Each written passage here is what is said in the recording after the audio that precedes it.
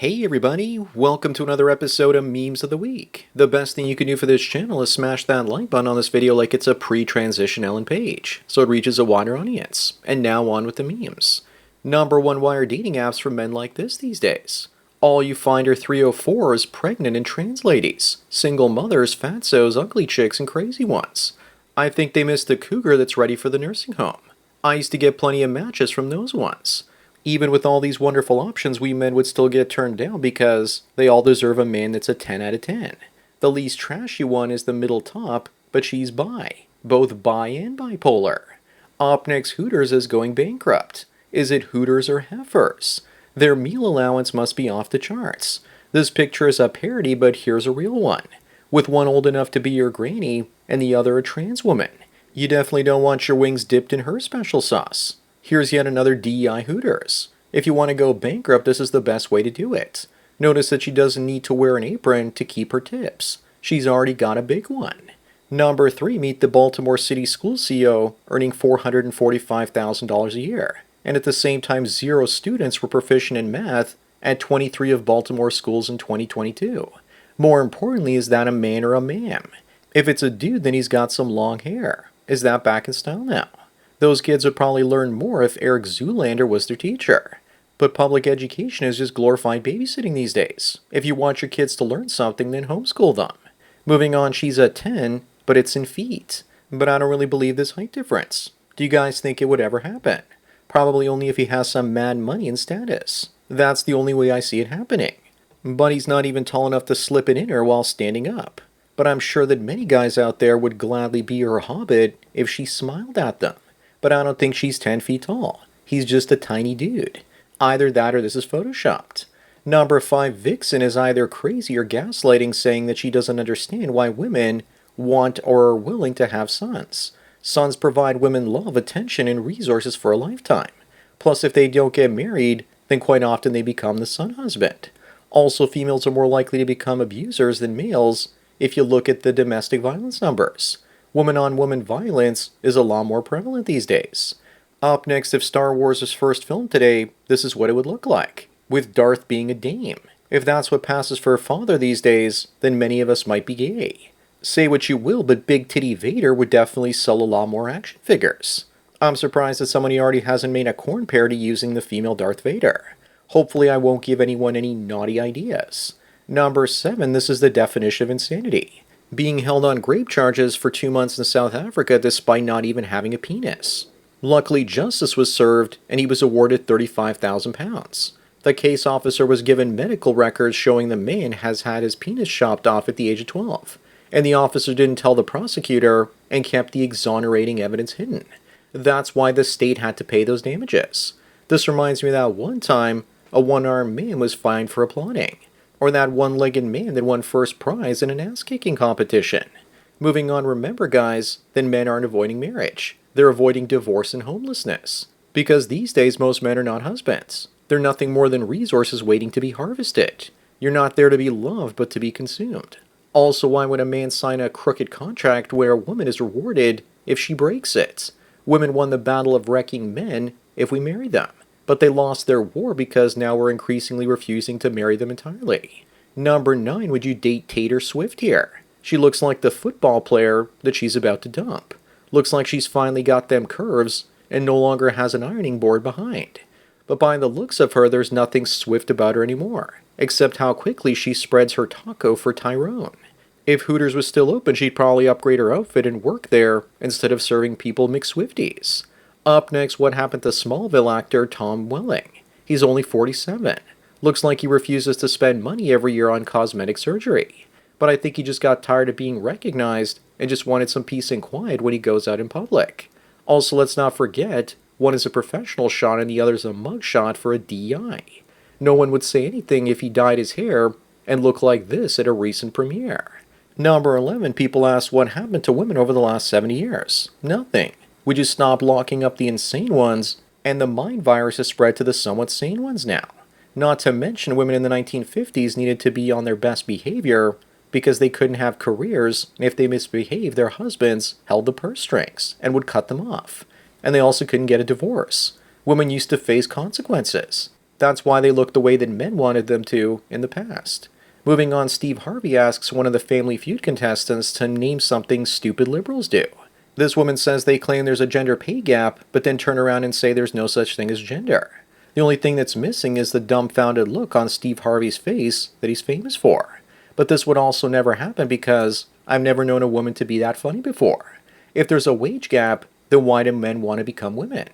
Number 13, remember guys that if you're in a relationship with a woman, there's always room for improvements. Forget about the stupid sandwich. I can make it myself, and besides I don't eat carbohydrates. But has she tried tattoo removal yet? And even if she does remove them, remember, you still can't renew old cars and town bicycles, because if you look in their eyes, they always seem to have that 1,000 schwing stare. Most guys would say I can fix her and ask her to bring a cold one to wash down that sandwich. At least she doesn't have metal in her belly button and nose yet. Up next, looks like airlines could soon charge overweight passengers more for plane tickets. Finally, I'm sick and tired of paying extra for a few pounds of luggage while subsidizing 500-pound passengers that get a bonus seat for free. If they take up more than one seat, then they need to pay for it. Looks like the airlines ran out of things to charge us for increasing profits. Air Canada recently decided to start charging people for your carry-on that you bring into the cabin. Number 15, would you date a woman who has ugly hip dips? Only a woman would actually bring these up. I've seen these before, but like most guys, we don't care about them. Women point these out on other women to destroy each other's self-esteem and destroy the competition. Also, if you look at those hip dips really closely, you'll notice the really poor Photoshop job. Now, if a woman pisses me off and I see her hip dips, I can wrench in them and destroy her ego. Thanks for making me aware of this, ladies. Moving on, these two say that outdoor spaces are not welcoming for their bigger bodies. How much effing space do you really need?